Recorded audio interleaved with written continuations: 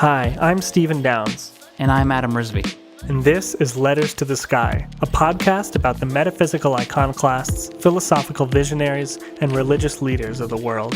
Whether you consider yourself religious, spiritual, neither, or something in between, we invite you to take a deep dive with us down metaphysical rabbit holes and learn to see your life from a new perspective. Salam alaikum, Adam. Walaikum salam, Stephen. How are you doing? I'm doing great, and I must say I'm very proud of you. You nailed that. That's pretty good.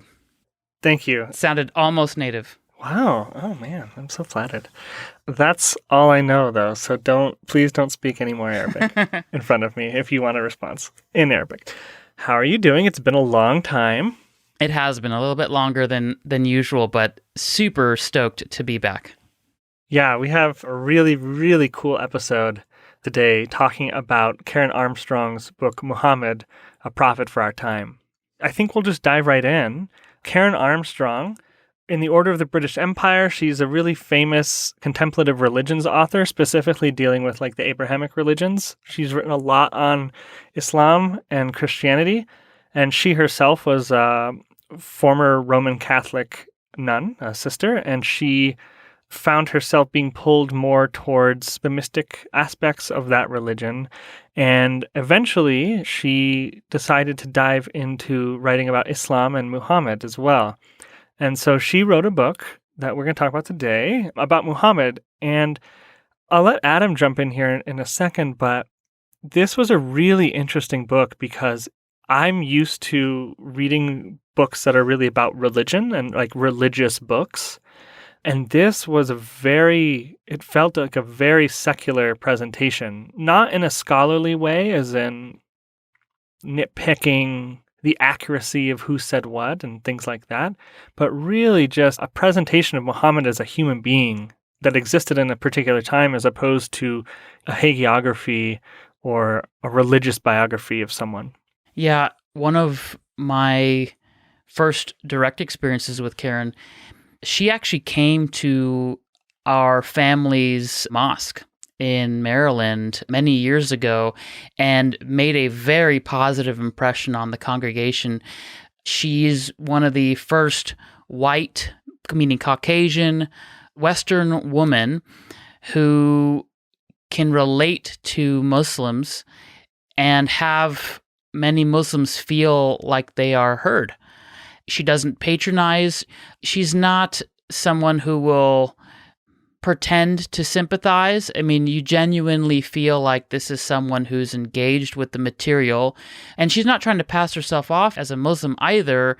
That's never her MO, but it's very clear that she's deeply respectful to the tradition. And I think as fellow pluralists, there's something to be said about being able to respect religion, glean from its wisdom traditions, while not necessarily identifying with it. And Karen does such a good job of that.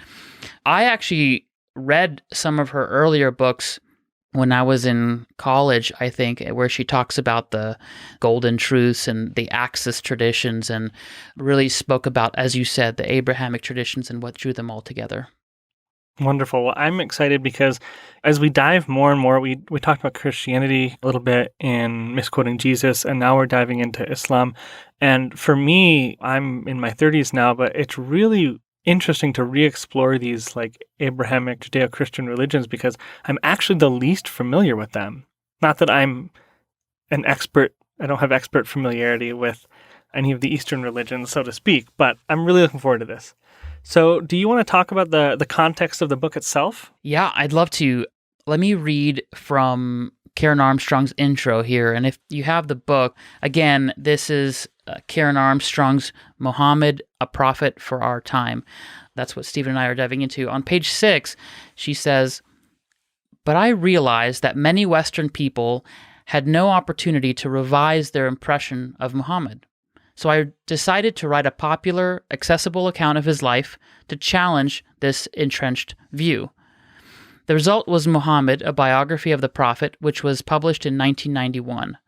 But in the wake of September 11, we need to focus on other aspects of Muhammad's life. So this is a completely new and entirely different book, which I hope will speak more directly to the terrifying realities of our post-September 11 world.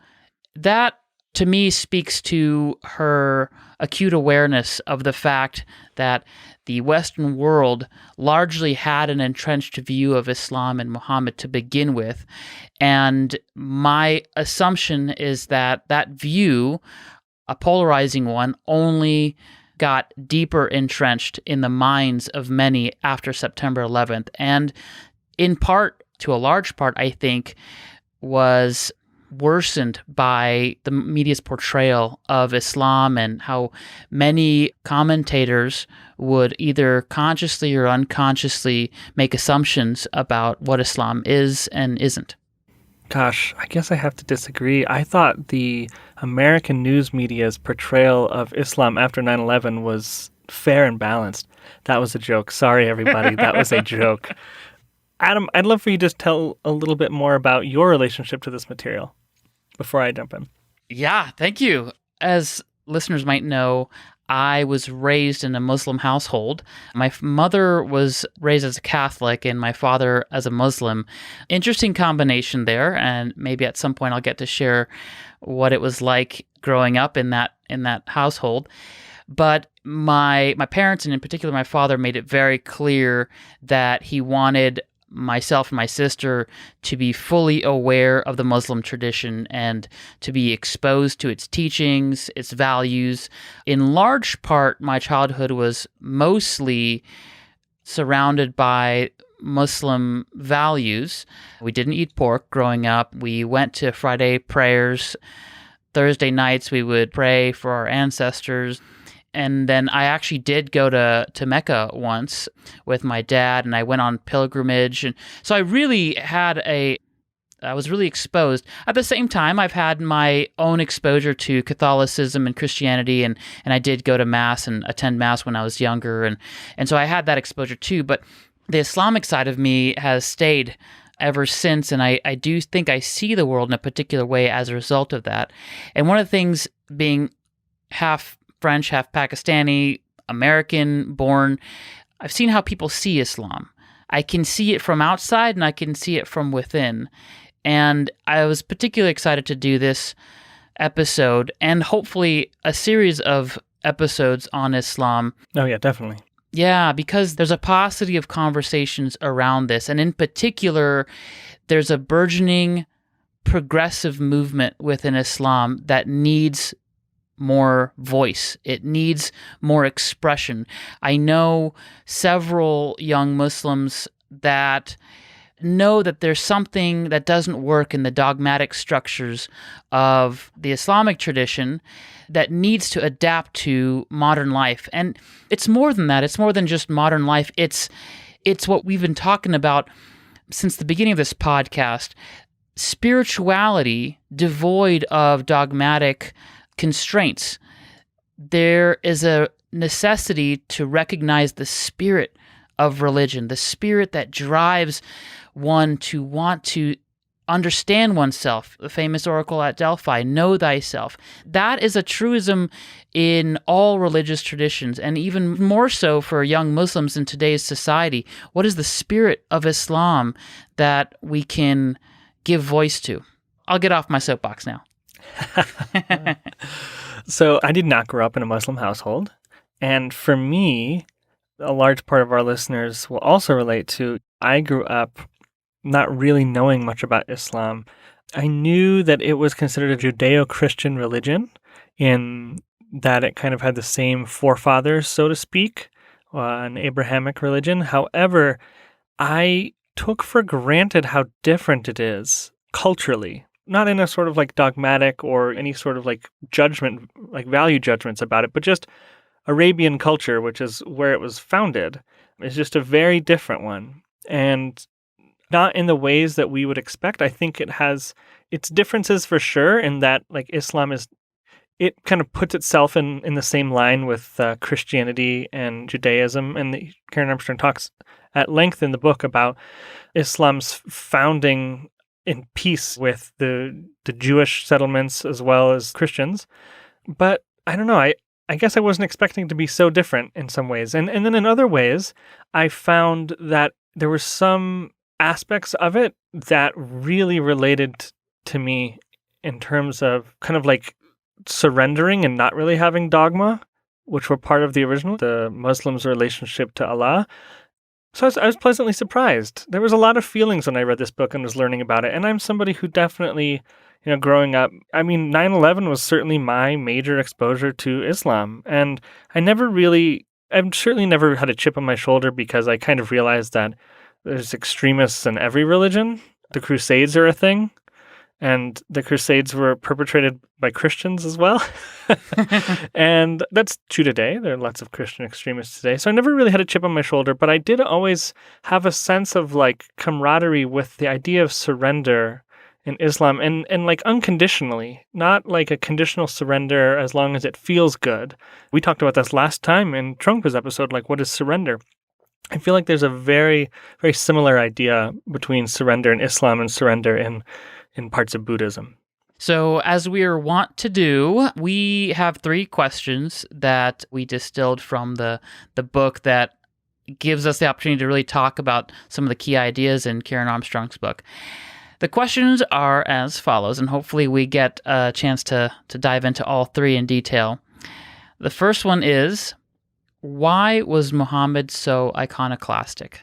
This is a podcast about iconoclastic religious and spiritual leaders and figures. And so we absolutely recognize that he was iconoclastic. The second question is, Muhammad, religious purist or opportunist? I wrote that question. Very spicy. And then the final question is, what is Islam and what does the term mean? And it's a great way for us to wrap up our episode. So, without further ado, why was Muhammad so iconoclastic? So, the importance of understanding context can't be overstated here. Muhammad was an iconoclast because he was born inside of a culture that was very unique. And in order to understand that, we need to understand a little bit about the Bedouin culture. The Bedouin culture, well, why don't I read it? We love quoting, don't we? Quote off number 1. Quote off. So, Karen Armstrong says, the Bedouins were not very interested in conventional religion. They had no hope of an afterlife and little confidence in their gods, who seemed unable to make any impact on their difficult environment. The tribe, not a deity, was the supreme value. That, I think, speaks volumes. The Bedouin culture really was about the tribe, and the tribe needed to survive. In order to survive, they needed to move around. They were very nomadic. The powerful shift that occurred at around the time of Prophet Muhammad's birth was what the Quraysh tribe did. Okay, I'm going to back up a little bit. So, geographically, as listeners, if you don't know where Arabia is, pull up a map right now. It's really important to visually see what's going on. Spoiler alert, it's a desert. It's like a big rectangle tilted on one of its lower left corners to the left, okay? It's kind of angled to the left. The whole thing is, it's largely a desert, a lot of sand. In particular, in the left, one of the left sides of this rectangle was an area called the Hijaz. And the Hijaz was basically a lot of flat, mountainous rock, but the rock was just solid rock. There was nothing underneath. And so it was extremely inhospitable, and you absolutely could not plant. So there's no agriculture there. There's no possibility of agriculture. And if there's no possibility of agriculture, why would anyone want to live there? And yet, the Quraysh found, or rediscovered, I should say, this well. It's sort of a miraculous well that actually has a very long history dating back to Abraham. And that well was called the Zamzam. It's a water source that the Quraysh tribe decided to take control of. Now, what that did is it offered a hub. And it was a hub for a caravan at that time, which over the course of 1 year, a series of caravans would loop around, starting from the upper east part of Arabia, moving down to Bahrain, Oman, Yemen, and then up along the western border of Arabia into the Hijaz, or where Mecca is. And then from there, moving forward north to Damascus and Syria and the Byzantine Empire. So just imagine this sort of loop, right, going along the eastern border of Arabia, down the south and up the west. These tribes were doing this on a yearly basis. And one of my biggest aha moments as a Muslim was realizing that pilgrimage, which we call Hajj, is actually part of a loop of caravans that existed way before Muhammad. And these caravans would stop in Mecca and rest a while and get some water and refreshments, and they would trade. And that whole area, Mecca, became sort of a merchant's haven. And maybe since I've been talking for a while, I think, Stephen, if you could share a little bit about this sort of cosmopolitan hub, like what made it so cosmopolitan? Yeah. So what made it so cosmopolitan is the fact that basically to entice everybody to trade, the leading tribe there, the tribe who kind of controlled the Mecca, they kind of created a space so that people's like individual religions, like the tribe's religions, the tribe's deities, would be welcome there and have a place to worship. They created a place for everybody to worship, and eventually over time, it would come to be Arabia's equivalent of postmodern late capitalist society, right? Where nothing means everything and money is everything. And if you don't have the protection of money, you are effed. So 2020, but like a long time ago. A long time ago. It's really, I mean, these were really the first pluralists in that area. It was pretty striking if you think about it, a huge shift in the cultural ethos of the Arabian mind at that time. Yeah, absolutely. Okay, so we've set up the scene. And now enter the prophet. Okay. So basically, there is a culture where all sorts of tribes have their own deities, and the Quraysh tribe, who now oversees Mecca and sort of owns the water source over there, they say, hey, you got some deities? Bring them on over here. Everyone can worship whoever they want to worship. It's like a free marketplace of deities. And they ended up putting all these gods, that clay and stone statues that represented the various deities of the nomadic tribes, in a building, in a structure, a granite structure called the Kaaba, which actually is from the time of Abraham. But you go inside this structure, and then there's like these shelves, and they put all these structures there. And then people would come, tribes would arrive, they would agree not to fight, no warfare. So keep in mind the need for peace in Mecca was largely a business need, right? Because it's bad for business if people are fighting with each other. So they say, you got to put down your weapons when you enter through the gates or what have you, but you can worship whoever you want. Everyone's welcome. So that's the context. And that actually, I don't think we can overstate this enough. The religious pluralism allowed for business to flourish. Now comes a man who is receiving divine guidance, right? What he believes to be from a divine source, stating that everyone should only worship one God, and that God is literally the God. That's what the word Allah means. God. Now, Allah, incidentally, was actually one of the many gods that were worshipped in the Kaaba at the time, except he was the highest god among the pantheon, and also the least known, the least relatable, the formless, right? Like everyone else had kind of far off in the distance, you know. Super far off. Yeah, but he's like, wait, no, that's the one that you should worship, and everything else you need to forget.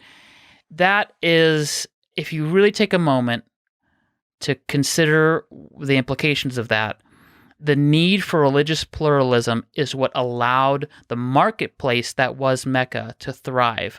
And now you have this one man upending their way of life.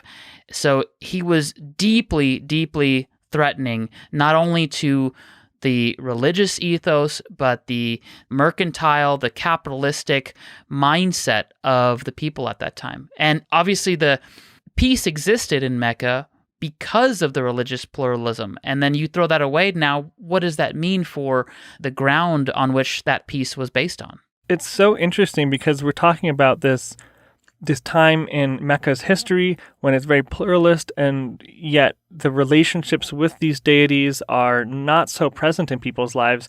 And one of Muhammad's main takeaways was that this connection to Allah was such a deep and personal one, an intimate one, that it put that relationship as central to someone's life, to a Muslim's life. As you know, they weren't necessarily Muslims yet, but to Muslim life, they put that relationship front and center. And Allah, as it turns out, had very specific instructions. And a lot of Muhammad's experiences, as we read about them, they bear striking resemblance to all sorts of testimonies and descriptions of spiritual experiences across traditions. That kind of the thinking you're going to die was a part of it. For him, he had very visceral physical experiences where he would shake and sweat and thought he was going crazy. And when he first had his first revelation, he thought he was possessed by a jinn, kind of the malevolent spirits of the area. I can't tell you how many times I've heard something like that, where someone has some spiritual awakening and they think something's wrong with them. He is somebody who begins to have a following, and the book kind of goes through his life, and we'll probably get into that. But really centrally is he is asking this, and he's a part of this tribe, the tribe that controls Mecca. He's asking them to reprioritize their life in service and in worship of God, as opposed to worship of, maybe he didn't say it out loud, but money. Yeah, I think that's spot on. Which is iconoclastic. I just want to get back to why the question we're trying to answer is, why is it? You can see this kind of today. People who are on the fringes of society and have these ideas that nobody really listens to, just like Jesus was, right? Jesus had a similar kind of, he was an iconoclast because of his relationship with the society at large. And even at one point, one of Muhammad's contemporaries tells him that a prophet's never understood in his own age, in his own place. So right from the beginning, he understands that his role in this revelation of this new relationship, this new relationship with God is an iconoclastic one, and he knows it going into it. It's so interesting that you just shared that piece about how a prophet is not recognized in his or her own town.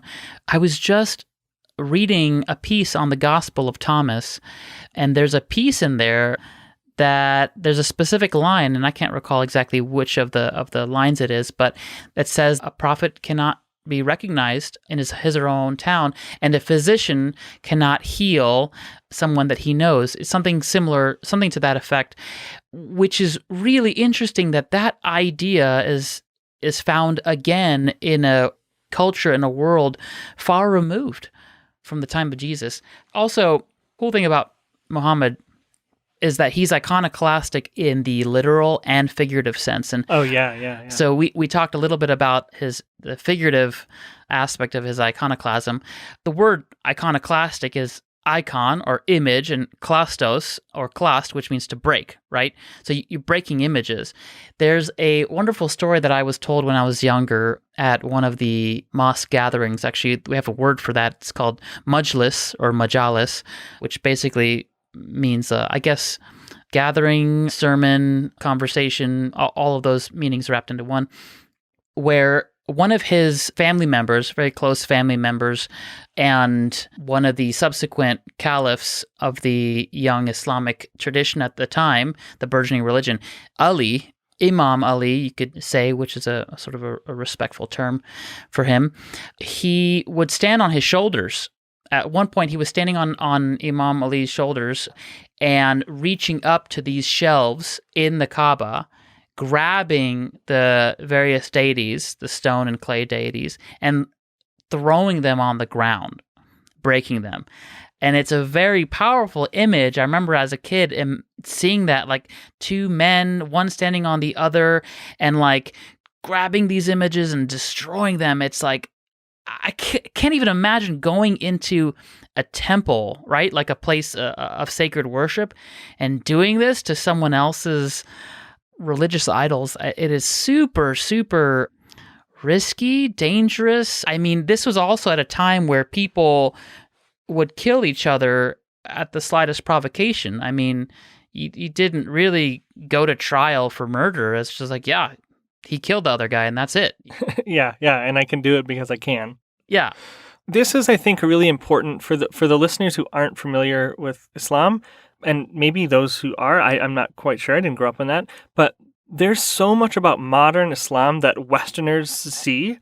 The lack of iconography, like not depicting images of the Prophet, Islam's relationship with women, historical problematic relationships with women, its problematic relationship with Jews, and with the clash. Like those are all, like those were not present in the founding of Islam. In fact, Muhammad specifically protected women compared to the culture at large that was present. The original idea of polygamy was actually to instead of widows simply being discarded and becoming completely destitute and having no one to rely on, marriage was the form of protection for women in that time. And so Muhammad, he instilled the practice of polygamy for the followers of his religion as a way to protect women who at that time had no other hope. We talk about in the Quran, it's talked about how the Jews and Christians are doing the same, they're following the same truths, essentially, the same paths. Like there's no reason to fight with them. There's no reason to like disagree, to like forcibly convert one another or anything like that. All these problems that we see today, so many of them are not present at the time of the founding of the religion. And I was surprised how different it looked. How much has changed since then? Obviously, it's been a while. It was really surprising. Yeah, actually, Stephen, you bring up a really good point. So in law, and you know this better than I do, there's this idea of understanding a particular law by understanding its spirit, right? The spirit of the law. You can interpret something literally, but I think the more appropriate way of looking at a particular law is what was the spirit with which it was created, and then you can apply that more readily to other situations because you understand where it came from and the context it was created. Similarly, if you look at Islam's relationship to women and other things, there's a whole bunch of very practical legal traditions that came out of Islam that someone can write their whole life's work on, that comes from a place of genuine care, kindness, and respect for one another. As it pertains to women, as you pointed out, it was common practice where if a woman's husband died in war, she then had no property. She didn't have any place to live. And of course, I'm simplifying this picture, but she really had no recourse to live a successful life. And she was dependent on her extended family members, maybe her father or her uncle or something, to give her what she needed to stay alive. But for someone who perhaps loses their husband at a young age, I mean, what a way to live, right? As well as, I believe, correct me if I'm wrong, that at the time, women also weren't allowed to inherit. That's right. Yes, exactly. And they would often be treated as property, sold off. And of course, if someone's already married, the worth of that quote-unquote property is significantly less, right? So what he did is he said men can remarry a woman who's been widowed by, let's say, war or some or disease or something like that. But in order to do that, you would have to allow for polygamy.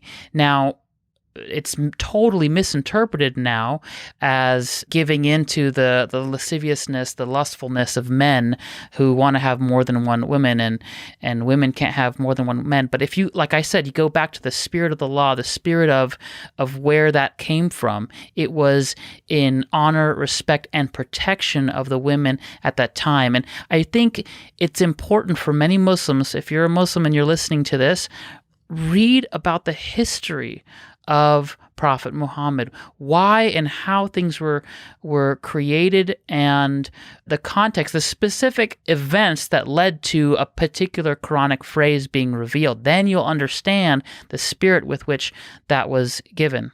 Yeah, and I think it's important too we can also talk about this today, right? So this stance in general would be considered very extreme today and not at all in our modern understanding of social justice and equality.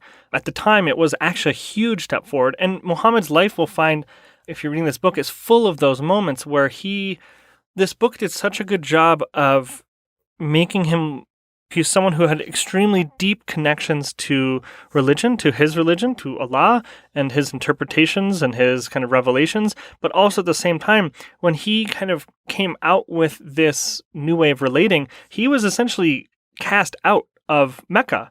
And so he brought his fledgling community to Medina. Neighboring is a strong word. It's quite a ways away, at least in those times. And for now, it's a short flight. But he brought his community there, and a lot of his revelations had to do with his community, with the community, and not only their religious connections to Allah, but also how they would be with each other. And this, I felt, had a lot of relationship to the way the Buddha taught.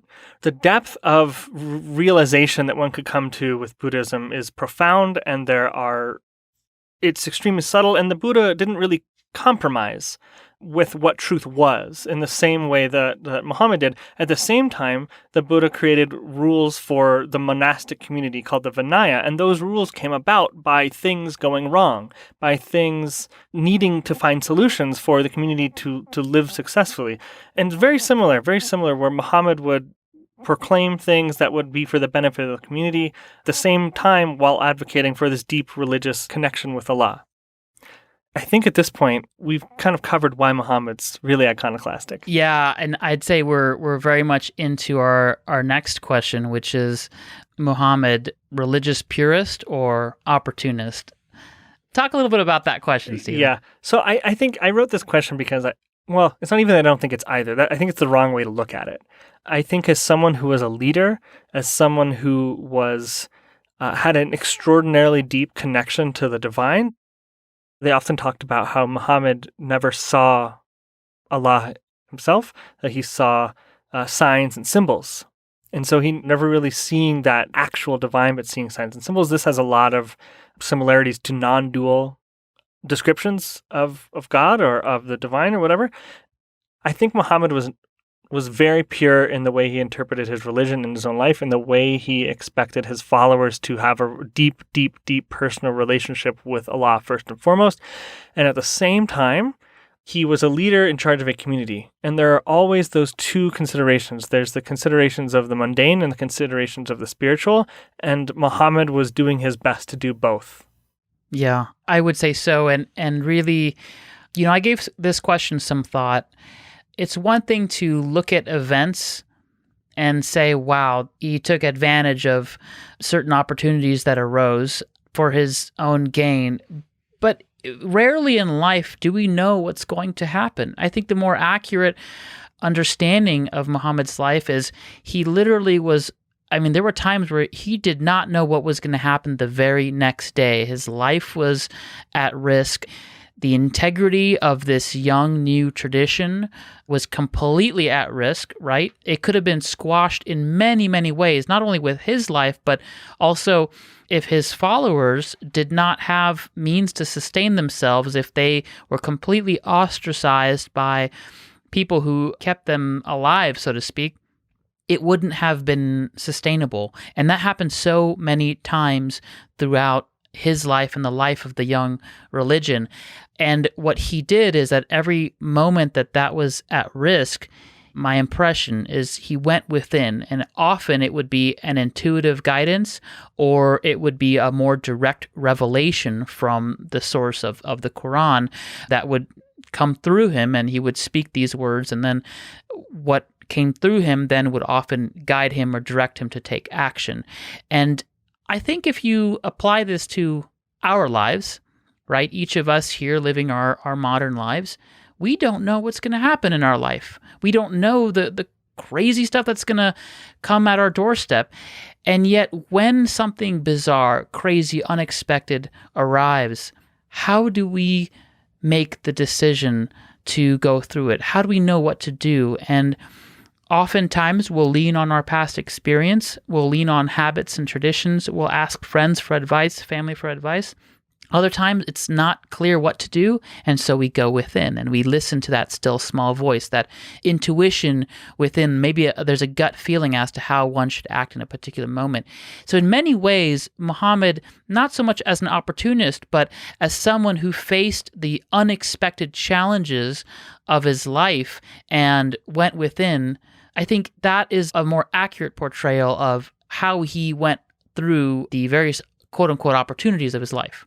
We're not really being specific here as to moments in Muhammad's life because, the book is full of them. But one of the things that I really loved that Karen Armstrong mentioned that really, I think, portrayed for me the depth of the teachings of the Quran in a way that I relate to. I'll just read it. It says, "Deeds that seemed unimportant at the time would prove to have been momentous. A tiny act of selfishness and unkindness, or conversely, an unconsidered act of generosity would become the measure of a human life."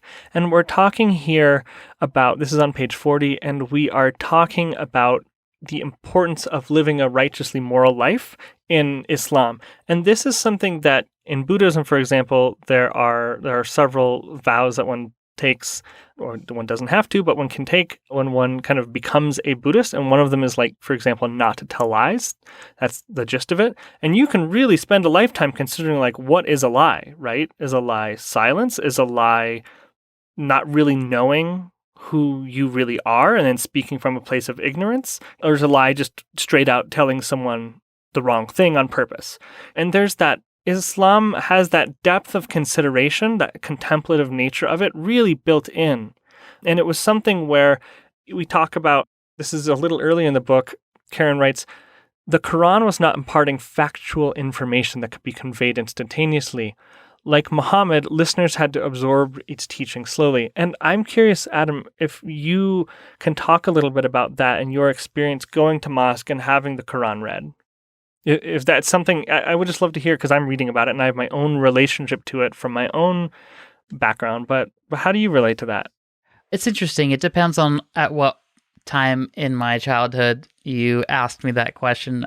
I think, like many young adults, there is a period of rebellion where anything from the Quran was just like, nope, not interested. And as I became more mature and I recognized that there was, in fact, wisdom in these words, I was able to appreciate that. I think one of the things that goes missed by American, or I should say Western-born Muslims, or also to be more specific, non-Arabic speaking Muslims, is the poetic aspect of the Quran. There is a lot of alliteration. There's a lot of rhyming. There's a beautiful cadence in many, many verses of the Quran. And that was actually one of the things that was highlighted by one of the first few followers of Prophet Muhammad, was this almost superhuman, divine quality to the spoken word of the Quran. In fact, it's worth mentioning that Arabia, the culture of Arabia at the time, was not so much based on the written word. It really was an oral tradition. And the way news would be conveyed and the way stories of the battles of war and the various raids that were done, because raiding was a big part of the culture at that time, was told in poetic form. You would have these bards that would go from town to town, village to village, and they would almost sing a poem that they wrote. And people would praise the bard or the storyteller by how poetic their expressions or their stories of war would be.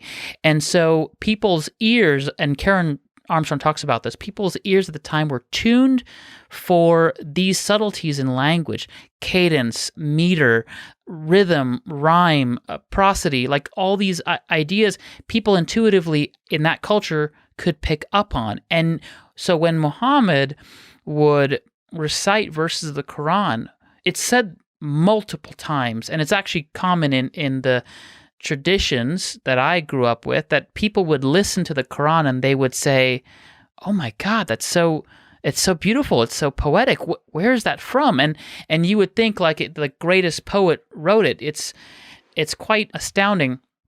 I didn't think I would do this, but let me just share a short prayer from the Quran here, and I want you all to sort of listen where things rhyme, and I'll probably emphasize it in how I say it. And it gives you a little bit of a taste of that. And I'm not a Quranic reader. There's people who dedicate their lives to saying this properly. So for those Muslims out there, please forgive me. There are more beautiful versions of this online. He doesn't deserve it. Don't forgive him. But please continue. So, okay, it goes like this. You start every prayer with, in the name of Allah, the Beneficent and the Merciful. Bismillahir Rahmanir Rahim. Alhamdulillah Rabbil Alameen Ar-Rahmanir Rahim. Maliki Yawmiddin. Iyyaka na'budu wa iyyaka nasta'in. Ihdina as-siratal mustaqim. Siratal lazina an'amta alayhim. Khairil maghdubi alayhim waladdallin. And one thing I'll point out here is notice this "een" ending. Alhamdulillah Rabbil Alameen. Ar-Rahmanir Rahim. Maliki Yawmiddin. Iyyaka na'budu wa iyyaka nasta'in. Ihdina as-siratal mustaqim siratal lazina an'amta alayhim khairil maghdubi waladdallin. It's almost like a stanza, call and response, and then a bit of a prolonged delay, which in my mind, as someone who appreciates music, you have a cadence that gets prolonged towards the end where it builds tension, and then you have the resolution by landing on that same sort of syllable. There's all sorts of phrases like that have sort of a poetic aspect to it. And when you have someone who's trained at intonation and recitation, it is so, so beautiful. And that's true in many ancient traditions. I know there are reciters of the Torah who sound just as beautiful, and Hebrew is so beautiful. And there are similar reciters for prayers and hymns in the Sanskrit tradition, and that's just as beautiful. Yeah, I was relating to Sanskrit. I mean, although not that I know what the words are in either language, Sanskrit or Arabic, but that was so beautiful. And in Sanskrit, it's like muscle memory, like to listen to the Vedas being chanted, and there are these pauses. They're the same kind of like things that happen sound-wise, like in your ears, right? The same tones, the same rhythms that just become like almost mesmerizing. They really take you into that space of pointing inward. It's so amazing how that happens with language, because I don't think of English as a language that does that. That's true. Well, it's a bit of a combination language, right? It's a right, yeah, mishmash. Yeah. Let me take a moment here. Since we're talking about the Quran, I found it particularly striking. There's a deep mystical aspect to how the Quran came about, and I kind of wanted to share, for those of you who aren't aware of the very first instance, there's two major instances that I think highlight this very mystical aspect of how the Quran came to being. The first is in the year 610. Muhammad, not the prophet, but the man, Muhammad, the merchant and the honest man, I think at the age of 40 roughly, he would make a yearly retreat into the mountains, in particular a mountain named Hira, Mount Hira. And in this particular instance, as you mentioned, he had this really dramatic experience of feeling like he was possessed. And in particular, he gets this commandment to write and to recite. And I'll just read here Karen's words. It was while he was making his annual retreat on Mount Hira in about the year 610 that he experienced the astonishing and dramatic attack. The words that were squeezed as if from the depths of his being went to the root of the problem in Mecca. Recite in the name of your Lord who created. From an embryo created the human. Recite your Lord is all-giving, who taught by the pen, taught the human what he did not know before. The human being is a tyrant, he thinks his possessions make him secure. to your Lord is the return of everything. When I first read that, it really captured the moment. He was being squeezed, and it's almost like the words came out of him from the intensity of that pressure. And I think when you read about Muhammad, similar to many, many saints, there is like this, we've talked about this ineffable other, this unspeakable presence that cannot be described, but is generally felt as almost oppressive. It's the gravitas of divinity taking over the small mind of the human, and then something bigger, larger, massive moves through you. And certainly you get the impression with Muhammad's various experiences with the divine, who he later believes to be the Archangel Gabriel, coming through him and telling him to recite. I thought that was a particular powerful phrase. I'm not someone who typically thinks that a relationship to spirituality is a necessity for like a good or fulfilling life. I guess we could talk about mundanely fulfilling if I'm going to get all Buddhist, but people can have lives that they enjoy without religion. Absolutely. I'm never someone who said like, oh, that's like a necessary part of life. I don't believe that. I believe if you're called to it, you're called to it, and go as deep as you want. But that being said, there's so many similarities here with like not having a focus, of really just having life be meaningless, and having, it could be religion, it could be something else that really drives one to move forward and move into whatever it happens to be with great depth and find some sort of meaning there. I think that is important to our everyday lives. And I think that kind of focus was really timely in Mecca at the time. And there's some people that it really resonated with them. And they were lifelong followers of the Prophet. And there were others who were like, that's a bunch of shit. And you're a crazy person. And I'm not going to listen to you. Which we have the same conversations today. Oh, yeah. I mean, can you imagine? There's like, people have been doing their thing for ages, right, in the Arabian Peninsula. And then here comes this guy who, by the way, everyone knows is like the honest trader, like the kind, humble, unassuming man who all of a sudden starts saying, I am the messenger of God. Like, and you're wrong. And you're wrong. And I'm going to destroy everything that you hold dear. I was about to say, hold my beer. Like the meme, hold my beer. Yeah, except no beer. But yeah, like this guy comes up and he's like, you're all doing it wrong. And let me show you where it's at. And like, WTF, like who is this guy, right? Yeah. Well, okay, Adam, let's get on to the last question. What is Islam and what does the term mean? You got to do this one. Okay. So, to put it straightly, Islam means surrender. Islam. And there are so many ways that shows up. The immediate question is surrender to what? To surrender to whom? And if you just look at the way Prophet Muhammad lived his life, there were so many moments where he was facing the end, either the end of his physical life due to threat of assassination and whatnot, or the end of this young movement. And yet he surrendered into what he was being guided to do. There's this great story, actually, the Islamic calendar, incidentally, which is a lunar-based calendar, it uses as a benchmark the Hijra. A Hijra is a term used to describe the decision that Muhammad was guided to make to move him and his followers to the city of Medina, which at the time was called Yathrib. To paint the picture here, everyone, all these followers, these young followers of various ages, but yeah, followers, all the people they knew in Mecca were their kinsfolk, their family members. They were, even friends were somehow related by familial bonds. It was a deeply ingrained family network spread out throughout the city of Mecca. And he's asked them to now move to Medina, largely because the lives of his followers were being threatened, and so was his, but he also was divinely guided to move. That did a couple of things.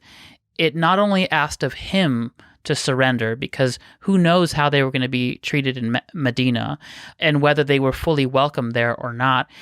And the other thing that it did, which I think is, people underestimate this in the history books, the sense of identity of, at that time, was who your tribe was. Your tribe was key. Your tribe was everything. That was you. Your sense of identity was your tribe. And now you're taking members from various tribes and uniting them under a broader sense of identity, which is the belief and devotion to Allah, and moving them all to Medina. That not only required a deeper sense of surrender, but a surrender at the level of identity, surrendering to a new way of looking at yourself and understanding yourself. Surrender is a huge topic. We did talk about it in our last episode, and we could probably spend ages on this particular topic because there are levels at which it happens, both psychologically, emotionally, mentally, and physically and practically. There are things that you give up, objects that you give up, wealth and that you own that you give up, and all of which was required of Muhammad and his followers at the time. One final piece about surrender. Muslims pray 5 times a day. I mean, there are different sects and there are different ways that that is done, but if you look at the actual physical movements of prayer, you're on a mat, a prayer mat, standing, and then you bow down with your hands on your knees, sort of bending at the hips, stand up once again, and then you bow down fully, like a full genuflection, where your knees are on touching the ground, your palms are on the ground, and your forehead touches the ground. That is, in any culture, in any time of the world, when you're in that position, you are extremely vulnerable. You're exposing the back of your neck. This is a bodily position that speaks volumes to where you must be psychologically to be in that place. Yeah, and if you doubt this, go ask some random person, like maybe, well, not random, ask a friend who doesn't have a relationship with a religious tradition, ask them to bow down like that to something. Doesn't matter what it is. See what happens. It's hilarious. People hate it. People hate it. People hate it. Yeah, it's like, I don't know, like there are few things in life where the mind and the body are so intrinsically connected. It's true. Okay, sorry, I didn't mean to interrupt with a joke, but I did interrupt. Yeah, no, and that was basically the key idea, which is that, and I say this also to any Muslim listening, the importance of mindfulness in the form of prayer, and actually in no matter what your tradition is, or even if you have a tradition, bring mindfulness to the moments of stillness. And for Muslims, when you bow down, when you go through these physical movements, feel what it does to the psyche, to the psychology.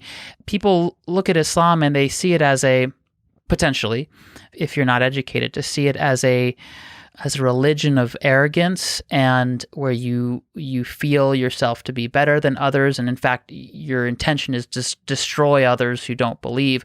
Prophet Muhammad's life and the early life of Islam was a world of pluralism and tolerance and understanding, and the movements of the prayers speak to that humbling quality of oneself to something greater.